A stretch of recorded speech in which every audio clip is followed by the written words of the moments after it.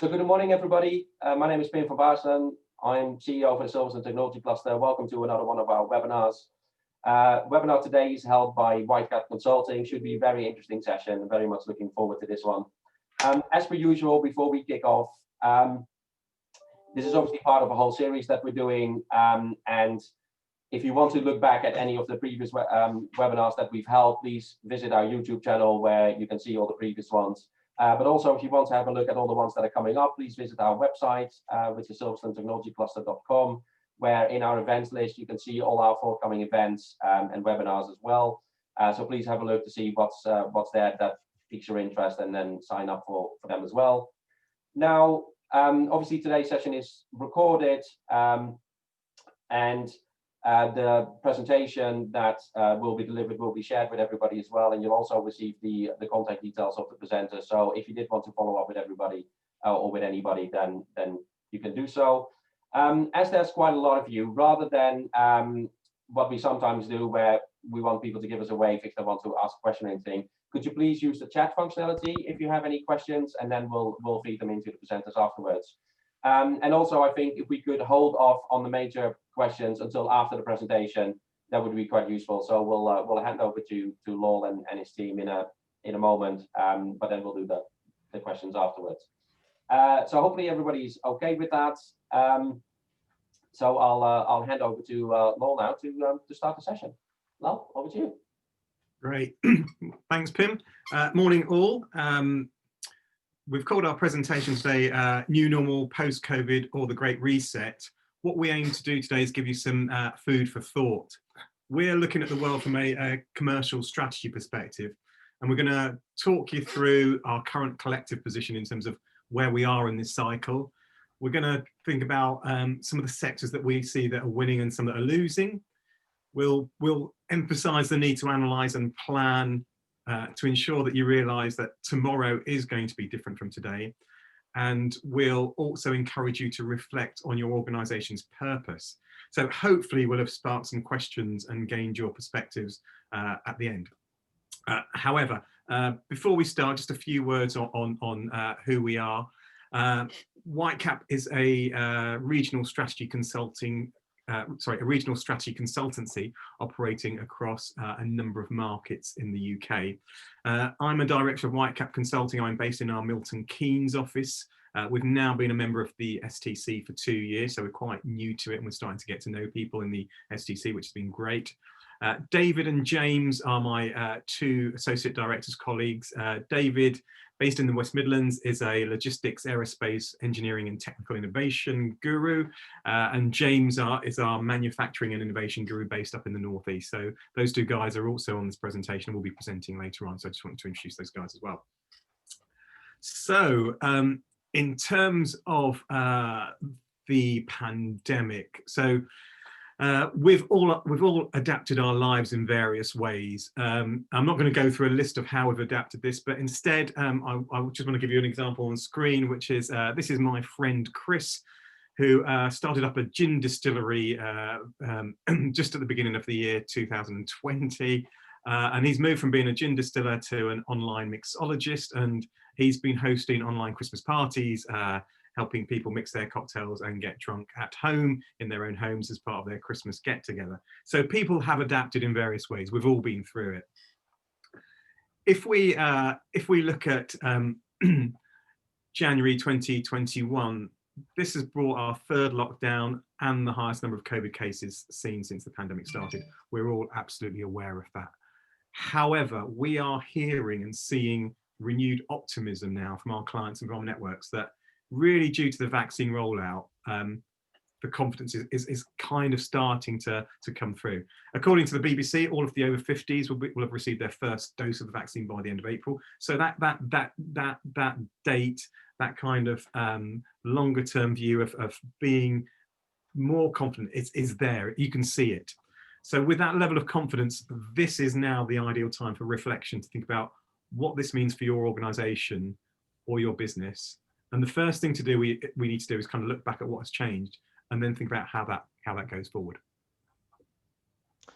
Thanks, Lal. And building on Lal's points, To understand those sort of questions that Lal's just raised, it's worth pausing and reflecting on the last year. And curious enough, actually got me thinking, actually, the last physical event that I attended, actually, was an STC space sector event last March. And it's fair to say a lot has happened since then. It's also easy to forget that actually back in early 2020, 2020 started okay, despite that sort of looming shadow of Brexit that was to come. And as you can see with these IMF projections, whilst the world might have been slipping down into decline, actually the UK was arguably slightly rallying. If you look very carefully at the green line, you'll see it going very slightly upwards against the trend, following largely probably the result of the decisive election, which was held that sort of winter 2019. However, I think we all know that optimism then very, very quickly evaporated. And within a month, we were looking at unprecedented downturn as COVID-19 really fundamentally changed our world.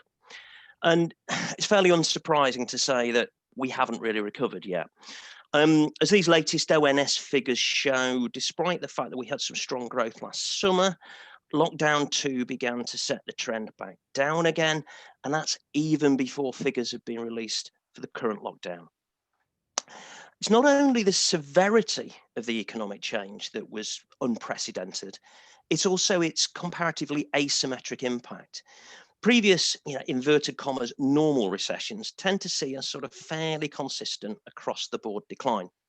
This time, what we're seeing is a really stark imbalance between those who are thriving and those who are struggling. Some of those impacts, they're almost inevitable. Although sitting behind them might be some more subtle trends. So travel and tourism, for instance, inevitably it's badly hit. Although as we explore as we go on, there are some opportunities even in that space. Meanwhile, you might look at things like medicine, medical supplies, personal healthcare as doing well.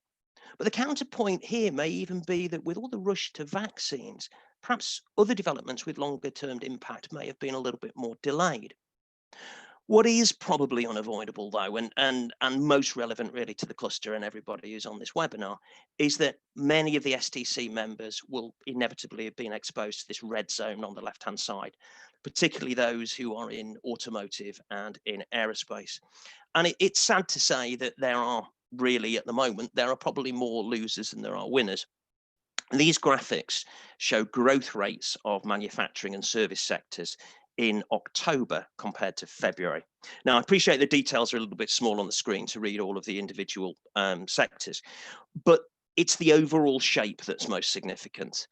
And in that, both manufacturing and service industries are unfortunately showing more sectors with slower growth than the ones improving.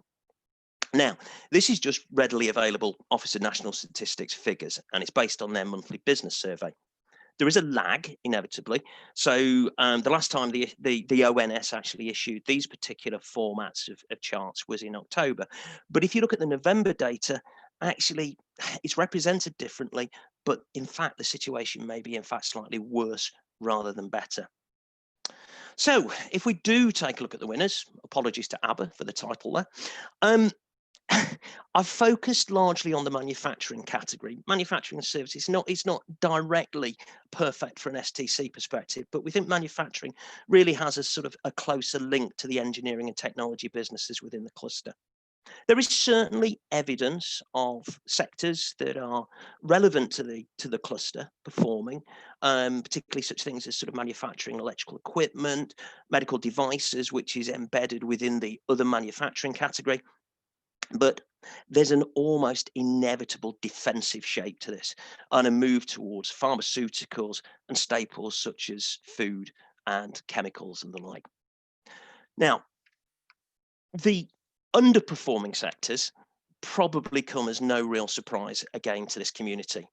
Many engineering and transport sectors are represented. Aerospace and transport related manufacturing are some of the worst. Perhaps quite surprising is the manufacture of computer equipment. Now, interesting, what you can't see on this is if you look at the services category, actually the repair of such equipment is actually a growing area. So it may indicate that there's more of a willingness to upgrade rather than replace. It may also reflect that actually what we're looking at is just UK figures. And as James will illustrate sort of going forward, if you look at components businesses with manufacturing overseas, well, they're absolutely flying at the moment. In general, it's probably telling us that the huge swing towards tech adoption that we've all seen seems to be linked much more closer to digital and software than probably to more of the hardware, engineering, and what we might describe as technology in this context. So what do we do if we're in this sort of vulnerable space? Do we wait it out? Do we diversify? Do we transform? Or as Chubby Checker said in his seminal message, do we twist again? And certainly last summer, many companies did twist. Most notable was probably Airbnb, and they moved a lot of their focus onto online travel experiences. And I was also lucky enough to work with a disabled travel organisation who made a very similar transition, but they did it much more so that their community could combat sort of loneliness and isolation, which was really quite rewarding. However, arguably, it is much easier for these classic service companies to move quickly, as broadly speaking, there are fewer physical changes required for a service company to move than for an engineering company. For a technology or engineering business, the move's a lot more challenging. The changes that are required in test, in design, in production, supply chain, they're all, broadly speaking, quite expensive and quite slow. Therefore, what you tend to find is the first moves of diversification are often towards greater servitization, so getting into the services, or data provision rather than new physical products. And that very sort of logical strategic line of sight that might take an engineering or technology company from aerospace through to, say, rail, then to a premium sector such as high-end cycling, it may be easier to see, but it might be harder to execute. You also may find that sort of moves may have to be a lot smaller than total jumps from sector to sector. As literally an example I was talking about only yesterday, actually, I often work with an innovative composites business. And in the last year, they've diversified quite subtly from their normal focus on low weight decarbonisation projects, and they've broadened their capability. And part of that was working on a project called Amicable with people like WMG. What that is doing is developing antimicrobial, germ-resistant grab handles, which should encourage people back onto public transport. Importantly, what that's doing is it's addressing public sensitivity over germ transition, but it's predicted to be an ongoing behavioural trend, not just in the crisis, but also after the crisis. And it's also significant because the product, because it's a third of the weight, it's still delivering against those original long-term objectives that they have as an organisation. So it's different, it's diversified, but it's still consistent with their overall strategy. And certainly in reading these sort of, rapid societal changes, and we were just talking earlier about things like Brexit and the like, but it is really important that you focus on the right ones for your business and don't necessarily get caught behind the curve of something that might be appearing in the immediate short term. So at the heart of the very first lockdown last year, UK companies no doubt performed absolute wonders. Back in April, we had a crisis with a lack of PPE. But by November, and I'm not saying we're out of this necessarily, and there were still challenges, but the UK supply chain had responded to a point that at least we were looking at temporary surpluses being available. So would this be a market worth necessarily getting involved in at this stage?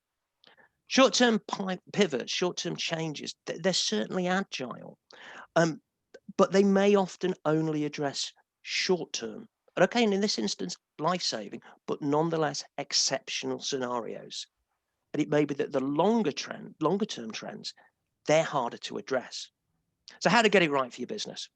Well, the easy thing I'll do is pass to someone else to answer the question, which is James. Well, thanks for that, David, and thanks for your terrible musical references.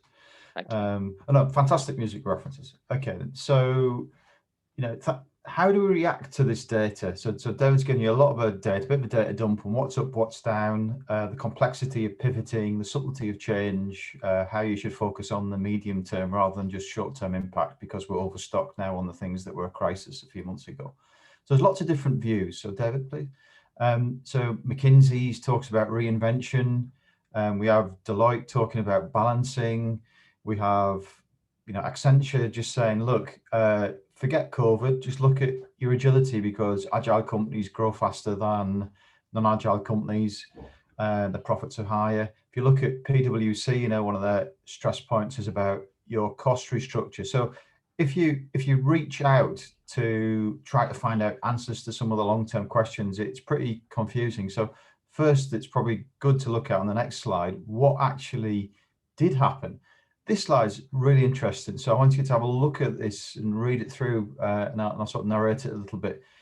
If you look at typical activities in terms of response to COVID, the light blue shows sort of what's been happening industry-wide, and the dark blue's focused on the organisation. Some really good examples. So when these executives were polled by McKinsey on how long it would take the organisation to increase its remote working and remote collaboration, it said sort of like 1.5 years it would take for us to do that. It happened in 10.5 days. That's accelerating, 43 times over the norm. And, reacting to customer needs, that accelerated 24 times what the executives thought it would. Changing ownership of last mile delivery, your end service to customer, and 23 times. And, what it shows is that we can react operationally very, very fast to these activities. But on the right-hand side, David, there's no time for delusion. It is that if we're running around, that's lunacy or dizziness. And if we're just thinking, oh my goodness, how do we solve our problems? That's putting our heads in the cloud a bit, being too visionary. So the questions I've got to raise really are, we're running faster, but are we really thinking clearer? So the next slide is sort of a bit of a straw poll. I want to do a bit of interaction here, and I know you guys like using the chat. So where are you at in the process of trying to re-establish your strategy? Where are you at reacting to the impacts? Are you, firstly, are you analyzing the impacts on the business and internal performance and on your marketplace? Are you perhaps strategically sort of planning for change? Are you in the analysis phase? Are you planning for it, or are you actually, would you say you've come through it and you're living in the last one, which is your new purpose? So, what I'd like everyone to do is just to think back yourselves, where you're at with your business, and actually to say, am I at 1, 2, 3, or 4? Type that into chat. If you got a small comment, a perfect thing would be, I'm at stage 2, and a little comment about that, because I'm there because I'm analysing the performance of the business and the marketplace. I've done a bit of a study on that. That would be great. And what will happen is that Lal will pick that up later in the presentation. He'll review the comments and we come back to that. So if everyone could just take a second to think about that and start getting the chat going, that would be brilliant. A bit of interaction. Now, the whole point of this is that where are you at? Is that if you if you've done an MBA, if you read the textbooks, if you're in an organization that's planning its strategic planning, then around about every 3 to 5 years, you should do a strategic review to cover this process, to help define and sort of invigorate your purpose or create a new purpose. Now, I would suggest to you that time is now. That time is absolutely reacted to the 2020 impacts, all the things David was talking about and Lal was talking about, riding that optimism. So we should say that if you're not in a process to review where you're at, small, medium, large business with some formal structure, then you really need to think about what you're doing and take some confidence. Is that we're accelerating our mindsets, we're accelerating activities. So it should be easier than ever because we're already in that agile more mentality about actually planning for change. So I'll sort of talking a bit there just to get you thinking and chat. Now I see the chat's coming up, but if everyone could really type something, that'd be fantastic. So the next slide, please, David. So the impacts of disruption are really numerous and varied on all of our business operations, and you can read this 7 times faster than I can say it. So I'm not going to repeat it verbatim. And the impacts upon every business. I mean, Pim's managing this cluster, and if Pim wasn't communicating to his cluster, you probably wouldn't know some of the impacts on everybody. But it's really difficult to tell from the outside what's happening to the business operations and strategy function within a company. So there's a power technology company I know. I thought they would be deeply affected with supply chains embedded in China, and all of their transportation customer base being sort of like affected by COVID. It was absolutely not the case when I actually worked out the reality. The reality was that they'd moved their operations or their manufacturing operations largely to North Africa, and they'd been buoyed by the impact of data centers in providing cloud computing services, which we all need during this period of change, and that their revenues were like 90% of their recent highs in 2016. Fantastic. Another great example, which anyone who we're all techies, or should be techies on this call, computer components. So everyone's seeing how processors, graphical processing units. There's been lots of paper launches whereby the tech's been launched but actually not being available. Then on top of that, you've got a layer of complexity of Bitcoin mining coming back in because of the price of Ethereum and Bitcoin. And then you've got the down demand on car production. I mean, Pim was talking to the speakers from Whitecap before the call about JLR issues in terms of getting their products out the door. There's not enough computer chips to power ECUs and media centers on cars due to the impact of demand flex due to COVID. So fantastic amount of change, and very difficult to observe from the outside what's actually going on in that particular company XYZ. So the natural reaction for this is to realize, every company is realizing we need to do something about it. So I'm seeing the chats pop up. You're seeing we've moved on to 3 and 4, I'm seeing some of the things come here now. But it's often, companies think, wow, we've come through it and we relax. We've sort of done it. Well, not really. Many companies have just reacted to impacts. We've done the tangible things to keep our heads above the water. We need to work the impacts through in a structured way. So that's on the next slide, David. So on the left-hand side, you've got a reworked example of intervention, which was planning diversification for a large business. This was a multi-billion revenue. It's quite large compared to what we normally do. And on the left-hand side, it's really where's the value coming from? How does it fit with our core competencies? And on the right is what is the product, service, market strategy to fit? These common tools you see, everyone's in business has seen, very rarely applied, very rarely properly actually designated with the correct data and diligence. And the right-hand side is given the data, the opportunity, and the fit. What is the appetite, real appetite for diversification? And more importantly, and we're finding this a lot more, especially with businesses running around in circles trying to cope with changing demands, is how is a business developing its narrative around recovery or growth? Do you have the data? Are the people on board? Is there an air of confidence and control? Or we'll have a look at the responses on the chat later. Or is there still panic, and is there still a downturn in performance with no way out? Okay, so next slide, please. So planning, we're saying, is really if you're in a planning sort of process, you are repurposing your business. And what I'd say is what's really important is your scenario planning. So what are your 3 critical descriptions of the future? What's believable, realistic? Can it be run through the business head to toe with clear objectives and KPIs? What's the risk? So if for those people at the 3s wanting to know, or at the 2s wanting to know how to really break through the new purpose, then really what you should be aiming at is getting those scenarios of the future defined and actually ran through into the business.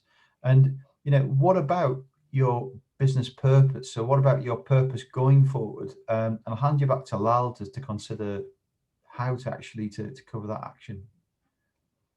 Thank you.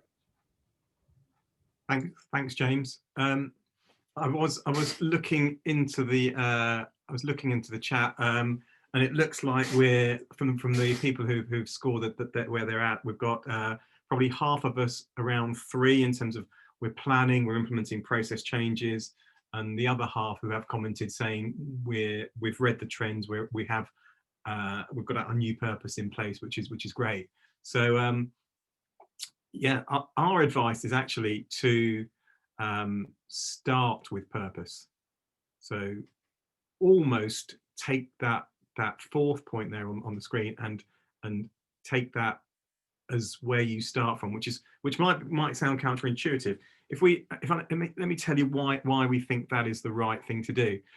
We're at David, if you can move to the next slide. The pandemic has kind of highlighted the relationships between customers, communities, employees, stakeholders, etc.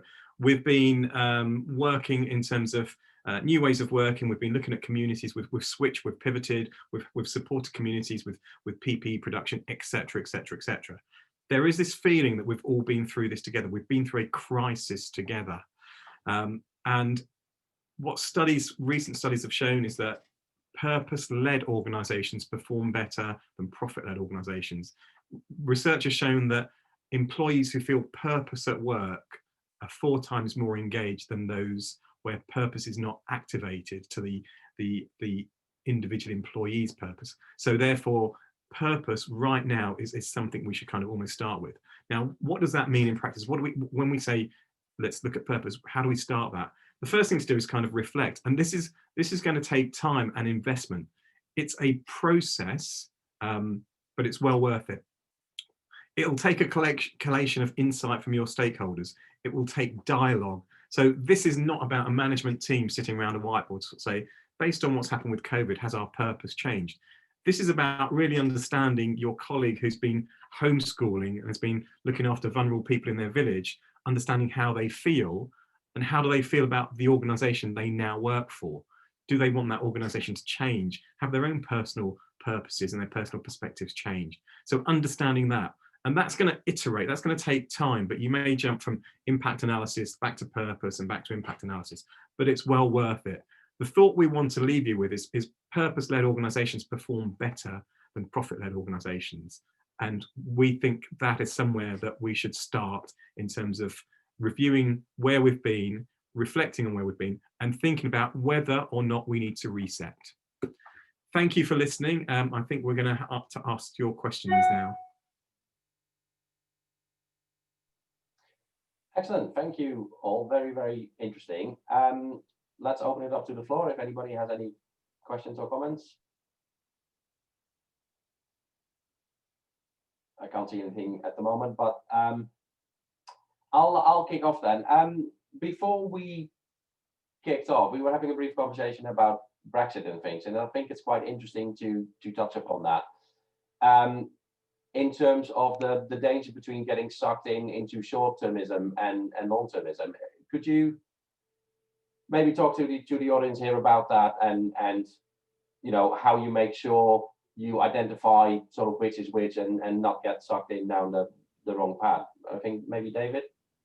Yeah, certainly, Pim. No, it's an interesting conversation actually that we were just having about, you know, sort of Brexit and where it fits around strategic positioning and the like, and it's quite interesting actually, because I was having very similar conversations about this with a variety of different organizations recently, from relatively small early stage businesses through to some multinationals.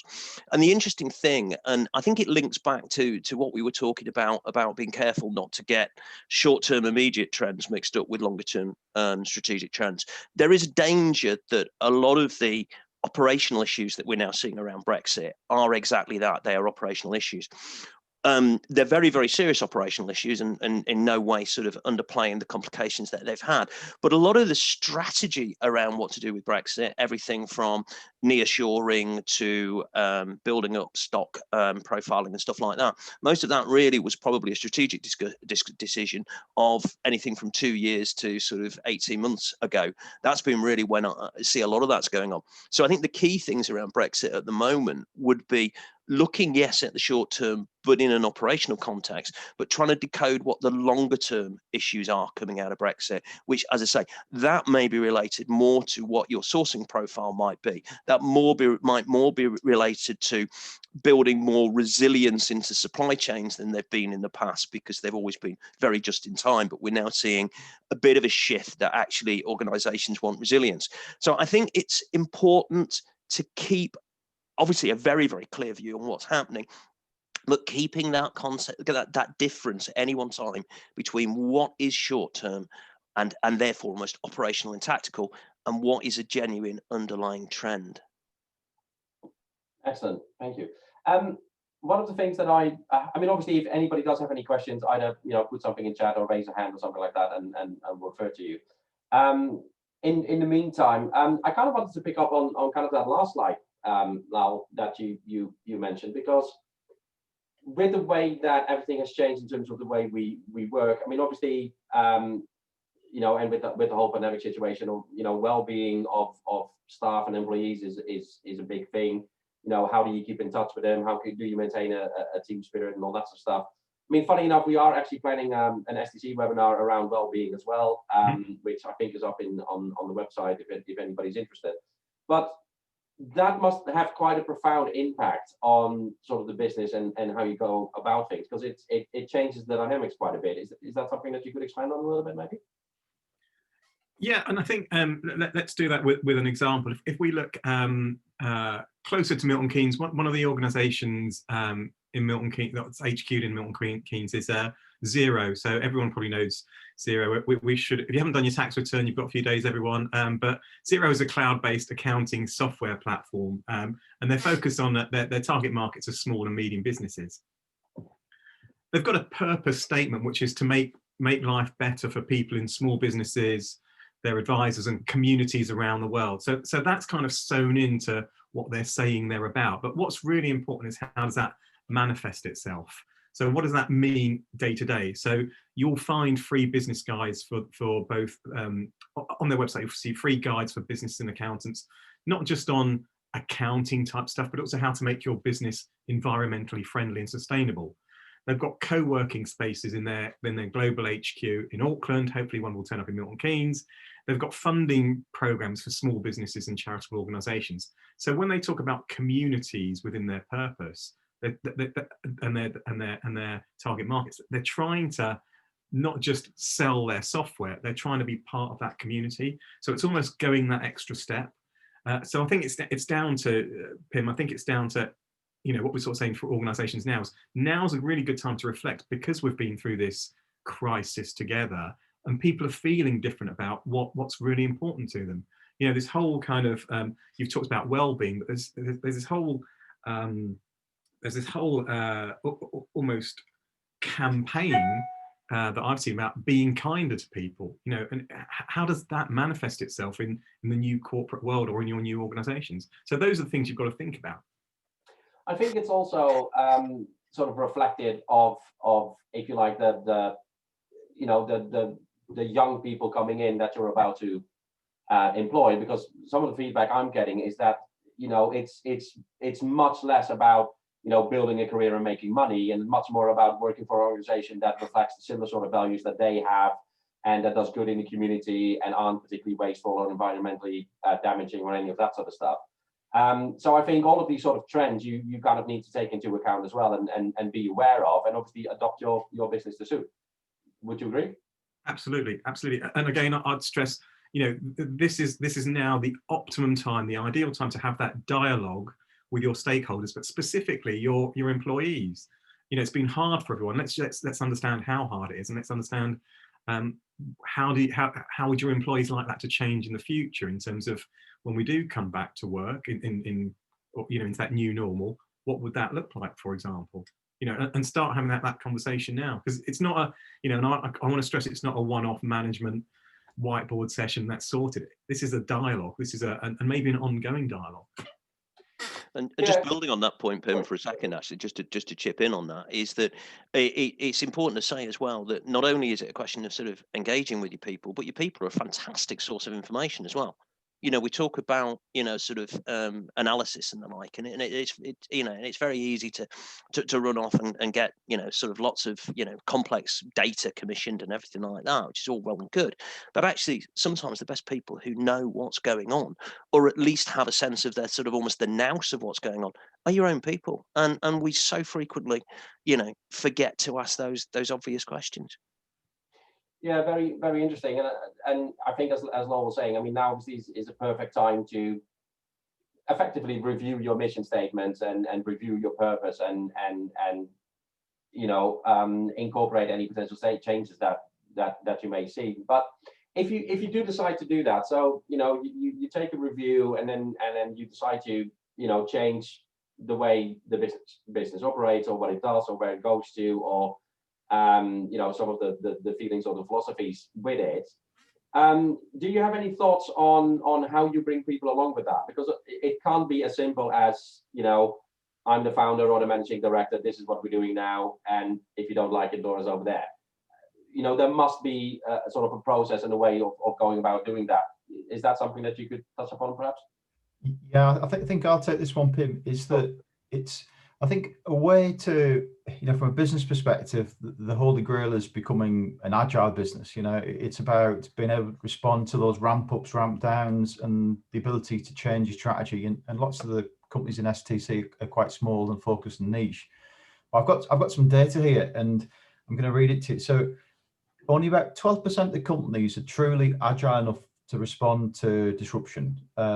And these agile businesses, there's 4 things that stand out in terms of what they're doing. One is role clarity and operation discipline. Second is innovation and learning. The third's motivation, and the fourth is processes. So what it's saying is that for companies to become really agile, they need to become process focused. They need to become focused on their processes around people, operations, new product development, production, supply chain. And then the other part of it is answering more directly your original question, is that, how do you balance that tension between your business keeping going, keeping people involved, and all sort of things. And the first thing is again, it's more of a hard factor. Is the key factor is financial management. So can your business afford and support all these nice things that are away from that sit aside from the sort of like employee engagement, organization development. But the other major factors and major things are, have your companies got have your individuals financially incentivized? Are you using your workforce to capture external ideas from the marketplace? And the last one, which is probably the most important, is are you involving your employees in shaping the vision? So on the one hand, the business needs to think strategically and functionally around process and financial management. But on the other hand, it needs to reach out to its customer base and really get to distill to the bone idea of what's going on in the marketplace, and capture those ideas and incentivize your workforce financially, otherwise, as Lal was saying, and involve them in shaping the vision, involve them in repurposing that thing. So it's a balance between the hard and the soft, and you can't ignore either. Yeah, that's why I can't answer to your question. Yeah, very good. I mean, I think a lot of this will kind of touch upon change management as well, which is quite significant for your organizations and stuff. I mean, is there a particular sort of advice that you can dispense, or maybe resources people can engage with, or is it just a case that we need to ring you and get you to sort it out, or is there other ways to go about it as well?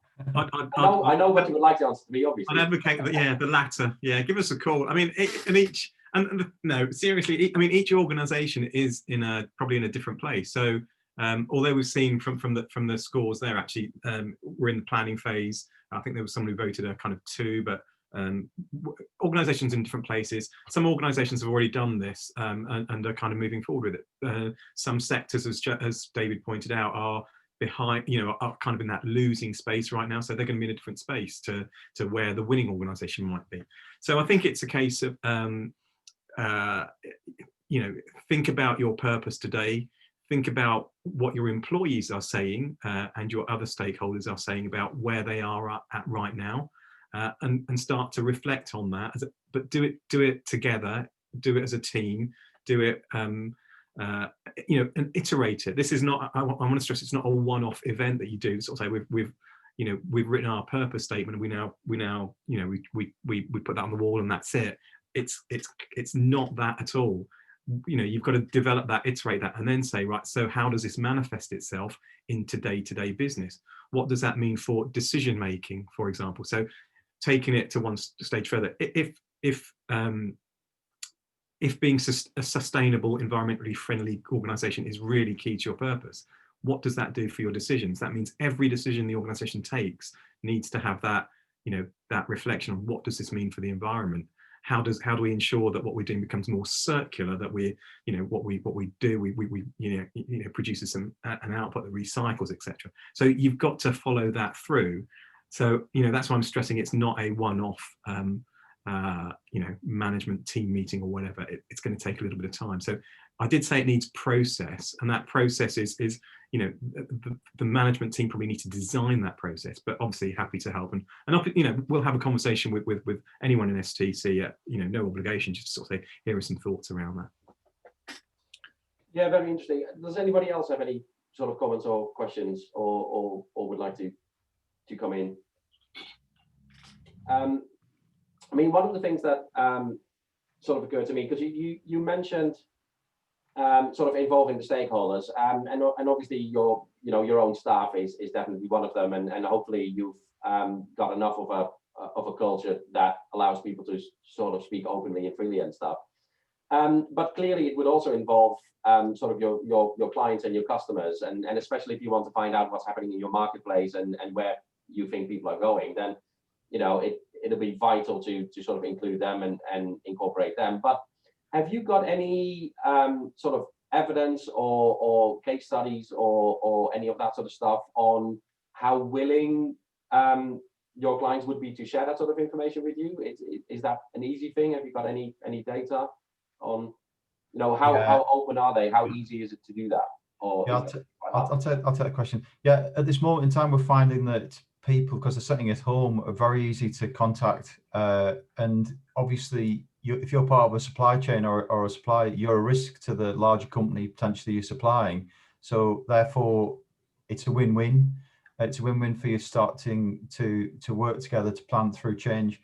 And in fact, there's been many of the companies on the call will know that many large OEMs or some of their clients have a policy of working with them through workflow mapping or work stream mapping to work through issues historically with lean tools and the like, or if they're a solutions provider, you're embedded with the company providing critical sort of like solutions around uptime or line flow or whatever. So I think that people might be cocooned at home, but the interaction is really, really good. It's a really good question, Pim, and I think that internally, just as Lal was saying, is that what Lal is basically saying is that if we bring it all together, is that now is the time to really review where you're at. I mean, you're seeing companies at 3 and 4, those practical decisions about, do we need a new R&D engineer? Should we buy a new bit of kit? All of these critical decisions, it's often been on the owners or executive shoulders in the business. Sort of like with the Chinese wall, with the staff and externally, what we're saying now is that's collapsed. So bring your staff into the decision process of repurposing the business, its investments, de-risk your investments by taking commitment from external customers and the marketplace. Make that change now, because if you're not making change, you're not planning for growth, you're planning to decline. And someone else will make that change. We've seen how quickly people are accelerating their decision making, are moving quickly in the world. And it's interesting. Anne Stanley has got an interesting one here about recruitment efforts, about there's applicants from all over the country. I heard from a larger company in the financial space that they saw, responding to Anne from Anik Digital, that they saw that the COVID was a massive opportunity for them, because the more they were a stable, large core in the recruitment space, and they thought that companies and individuals working, smaller companies that they thought were less stable, might actually be an attractor for them, so they'd be able to recruit or a big remote workforce. So if you replay that back, these sort of things, is that how can you position your business to be that repurposed business of choice for remote applicants? So for example, how can you, she says that she's got a policy for remote working in place. So that might be an investment you need to make in the best up-to-date platforms, but how can you de-risk that? How could that play out with your clients? How could that play out internally? How could that play out with, with adding value to the company? It's these sort of investments in technology platforms or new ways of working that create the difference, which might just take you over the watershed to have a better quality of staff, which enable you to win a new contract. So it's a very fluid time, but by involving a variety of people, de-risking your decision making, you can make some high quality investments which can give you an advantage in the marketplace. Yeah. Just to come in on the back of James there, actually, and just build on a couple of points that James raised, and actually give you a live example. So a live example at the moment, I've been talking again with potential clients. The issue is not actually the clients giving you the time, because I think actually when you're wanting to talk with customers and clients, actually normally you're pushing on an open door. I've certainly found that actually they're very, very keen to give a view, actually, and actually are remarkably understanding, strangely enough.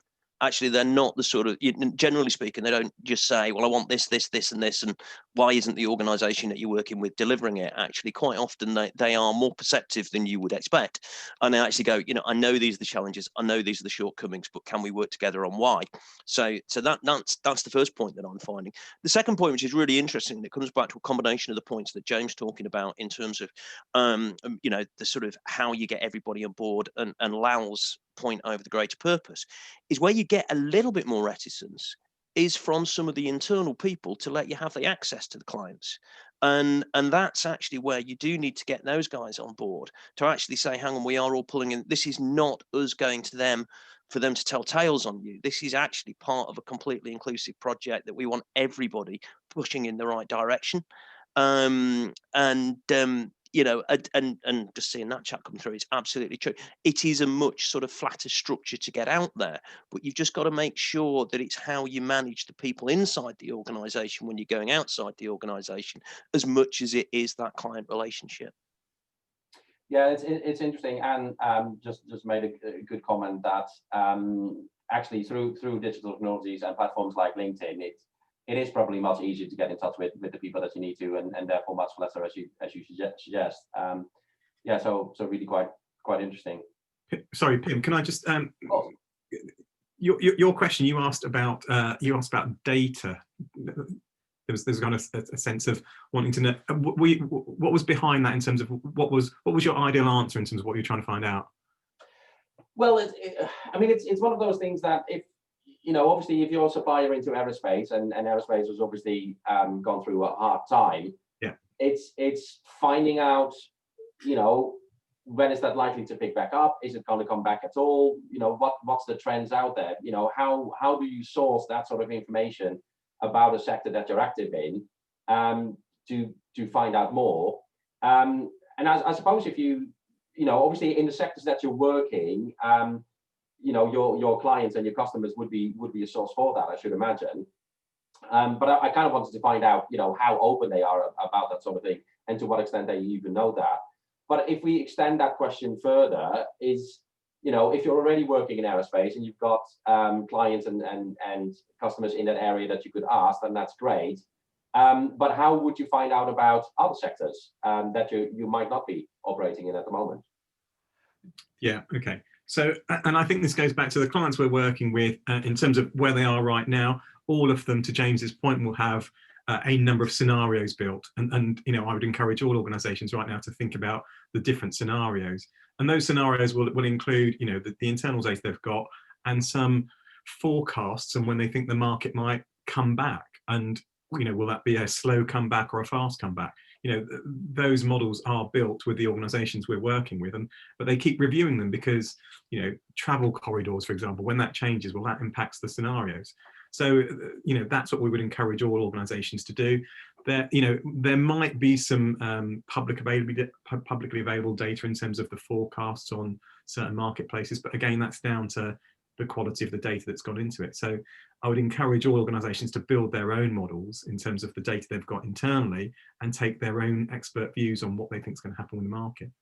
We also, Pim, I think it's quite interesting, is that partly the answer would be you, because if we were not sitting in the technology cluster, you're the type of person that we talk to as an industry expert from an adjacent cluster. And the interesting thing is, we've said all the way, we're not expecting that someone like you has any more access to a, sort of crystal ball than the rest of us. But you do have a good sense of what's going on within a community. You do have a good sense of what's going on with the cluster. And so many of these sort of cluster and trade bodies are actually invaluable. And I think if you present your case logically and rationally, and we've done this before, to make a sectoral shift, you can actually get an interest from another sector, provided there is a logical and rational reason that you're bringing it across. And I've been there before, from aerospace into rail. And even to the point that a colleague at one point, actually, he actually did a diagram which was incredible, whereby he drew all of the similarities between a London tube station and an aircraft carrier, because we were working on both at the same time. And it was all to do with distances. It was all to do with the complexity of kit. It was all to do with all these types of things. And when he was actually able to sit in front of someone from in this instance, the sort of London Underground, they actually got the message and were actually quite open to it. So if you're providing a good case and you're talking to industry bodies, I think what you can't just do is you can't just knock on the door and say, tell me about. You've got to have a strong and well logical and rational, and a benefit statement of saying, we're looking at going into this sector because we think there's something new we're bringing, not just we're going to this sector because you happen to be doing really, really well. And I think it's getting that sort of, making sure that the argument is well prepared. And actually, it comes back to almost Lal's point about people being kind to each other. Actually, there is I think there is a positive shift actually over the last year, in that people are, I think, a lot more open to conversation, but you just have to pay them respect of actually making sure that conversation is well structured and logical. It's a super question, Pim. I was just going to supplement David. Is that if you're involved in the industry like aerospace or rail or automotive or power, you'll be getting build plans or operational plans from the company. You'll know 6 months, 3 months out what they're doing. But I think one of the points is about a question of scale. If you're in a large company, a large company tends to sit behind large processes, then that company is going to be slow to repurpose itself. It's basically changing its investment around. It's moving, as David says, from aerospace to rail, or from one sector to another. In a smaller company with limited resources, sort of aligned to STC sort of like profile, this notion of repurposing is vital and critical. It's sort of like all hands to the pump, all in it together, because as you make a decision to flip to something else or pivot to something else, it could kill your business, or it could actually put your business into a massive horizon of opportunity. So at this bottom end, ironically, the strategic sort of planning framework which I showed, which was a large company example, is much more relevant to a small co than actually a big co, because of the risk profile. So hopefully that answers, between David and Lal and I, some aspects of that question. Pim. Yeah, very interesting. Anne, comment. Sorry, I was saying goodbye. Thank you very much. Oh, right. Okay. Sorry. I thought you wanted to make it. Interesting. But I've got another pitch meeting to go to, but I'll catch up with you very soon. And thanks very much. It was really good. Excellent. Thanks. Bye-bye. Thanks for joining. Just to pick up on the point, I mean, it strikes me, and I'm aware we have Teresa from Medilink on the phone today. I mean, it strikes me that if you're exploring alternative marketplaces, and obviously from a technological point of view, you will be able to identify which ones you potentially have something to bring into, then exploratory conversations with industry bodies that operate within those areas could be very useful. And I know that Teresa, for instance, would welcome that, as obviously would we, and there's people like Midlands Aerospace Alliance and others out there as well. And then presumably, if you then want to engage with it more strategically and build a business plan around that, there's obviously people that you can bring in to do pieces of work for you. I mean, obviously there's yourself, Tristan from Room 44 is on the call as well, who I know operate in that sort of space as well. So presumably before you make that leap, there's actually quite a bit that you can do in terms of exploratory conversations and conversations with the likes of yourself. Not necessarily to engage in a massive project straight away necessarily, but exploratory pieces of work to really assess whether that's the route that you want to go down to before you make that leap. Am I right in saying that? Yeah, absolutely, Pim. And one of the things we would encourage organisations to do is almost pull your fact base together, which is, you know, what are the facts you've got internally about your customers? What facts have you got about the market?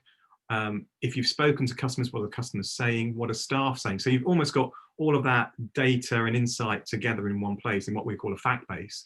You know, but that as a starting point, it's always a great starting point. It's to say, this is where we are right now, and we've pulled together, and it's got to be, it's both qualitative views and quantitative data. And you know, even management perspective is important in that. So you bring all of that together into kind of the story of where we are right now, and that's the great place to start from, or that's a great place to start from. It's got to be a collaborative process, Pim. It in no way, it can't be an externalized process. Yeah. It can't be something where you just bring someone in and they just appear and they sit there like a little sort of brain in a jar in a corner and come back and say, it's this. Because that simply won't work, and it doesn't address all the issues of purpose that Lal's been talking to. It doesn't address, it won't embed the cultural change, because it will feel externalized. So there is so much more that you can do, and so much that you will continue to do, and be such a key part of the process. Yes, and I think that's kind Justin of, Allen summed it up on the chat, Pim. yeah, I was just about to say, I think point there is, you know, do make it as wide an assessment as possible, and resolve your options. But just to sort of bring it back to the start of the presentation as well, is that obviously in these sort of times of uncertainty, you know, with the pandemic and with Brexit and all that sort of stuff, this is probably the perfect time to do it, because uncertainty creates opportunities, right? So, you know, probably a good idea for everybody involved in the call, or for anybody watching this, to have a think about that and see, you know, what opportunities might emerge for your business. Am I right in saying that? Yeah, absolutely. Cool, excellent. Well, unless anybody else has anything else that they would want to contribute, I'm conscious that we've reached our 12 o'clock deadline. Does anybody else have any final sort of comments or things they want to say? And Teresa, just come in. Richard on. Yeah, I mean, she's very much sort of reiterating that, you know, obviously with COVID and Brexit, you know, it is very disruptive in the medical industries as well. And there may well be opportunities there to explore. But obviously it's you know, it's not an easy thing, and I do think it's something that needs to be considered sort of carefully and thought about strategically, and making sure that it's right. So you know, coming back to the point Kristen was making of the text, is you know, try to make it as wide assessment as possible, and try to inform yourself as much as possible before you take a leap, obviously. But that's pretty good advice in life in general. You know, think before you leap, right? I think on the whole. So, but I think you know, given time, I think we'll leave it there. But thank you very much for a very insightful presentation. Very, very interesting. You know, as we said before, we'll share the slides with everybody, and obviously you can always review the video. We'll also share the details of the Whitecap team with everybody. So if you do want to follow up, then that's available. Obviously, please do check out any future events on the SDC website. I'd also like to take the opportunity to point out that we've just launched the SME advisory board. So if you are thinking about you know, strategic input or a different strategic direction for your business potentially, we are now making available a free resource where you get 5 experienced business leaders to basically, where you can take your thoughts and your ideas to, who would then advise you on that completely free of charge. So that could be quite a valuable thing as well. If you want to know more, then obviously please get in touch. But yeah, thank you very much for joining in. Now, people familiar will know what's coming. So I quite like to run a little feedback poll. So if you all wouldn't mind filling that in, it's only going to take a minute or so. Will give us a really good feel for sort of what topics we should cover next with our webinar. So please take a moment to do that. In the meantime, for those watching on YouTube, thank you very much for watching. Obviously, like, share, and subscribe, as people always say. So please do that. And thank you very much for watching, and hope to see you again soon.